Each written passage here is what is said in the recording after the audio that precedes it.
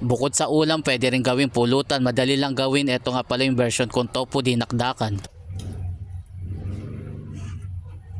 Hinati ko sa gitna para maging dalawa yung tokwa at saka ko naman in-slice na 3 piraso. Tapos hinati-hati ko na pa cubes. Ganyan yung ginagawa ko kapag medyo mahaba pa yung oras ko para hindi na ako maghahati kapag niluto. Pero minsan kapag nagmamadali ako, hinahati ko na lang sa gitna at saka ko ipiprito. At kapag naluto na, saka ko na lang hatiin na parang cubes. Nalagyan ko na nga rin pala yan ng asin at paminta, hindi ko lang na-i-record. At nang mainit na yung mantika, inilagay ko na yung unang batch ng tokwa. Hindi kasi kasya lahat kaya hinati ko na lang. Inayos ko na lang yung pagkakalagay para pantay yung pagkakaprito. Ganyan na lang yung gawin ninyo kung gusto ninyong makatipid at ayaw ninyong kumain ng karne. At saka hindi nyo na kailangan gumastos ng malaking halaga. Wala pang 100 yung nagastos ko dyan, yung ibang rekado kasi meron naman akong stocks. Habang hinihintay ko maluto yung tokwa, iniready ko naman yung iba ko pang gagamitin tulad ng sibuyas at saka ng sili. Hiniwa ko ng maliliit yung sili, meron din pala akong siling pansigang na ilalagay kaya lang hindi ko na i-record. Nahiwa ko na rin yun ng maliliit, tapos yung luya naman hinati-hati ko lang ito sa maninipis. At saka ko hiniwa ng maliliit para hindi sayang kapag kinain. Pero konti lang naman yung ginamit kong luya at nang ma-ready ko na lahat, binalikan ko naman yung niluluto ko at luto na nga. Kaya hinango ko na muna yung unang batch at kung nandito ka na sa bahagi ng aking video, baka pwede maglambing, paki-like and share mo naman para madami lalo yung makapanood. Isinalang ko na rin yung pangalawang batch at habang nanonood ka, baka pwedeng malaman kung taga saan ka, i-comment mo na lang para alam ko kung saan napapanood yung aking video. Iniready ko na rin yung mayonnaise, bali 2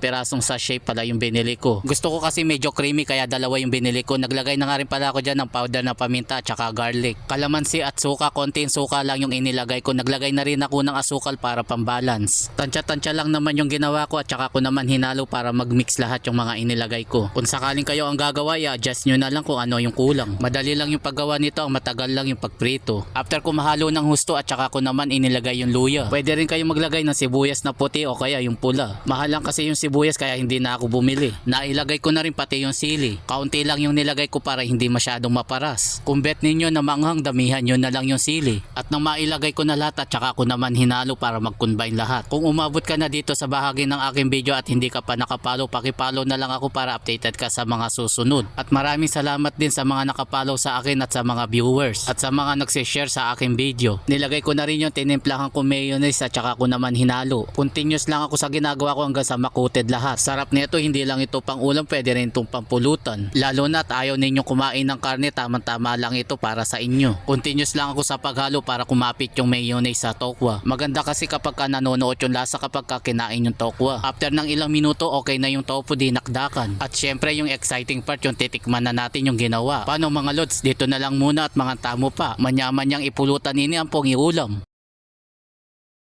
Kanya manapin mga lods, mga tamo.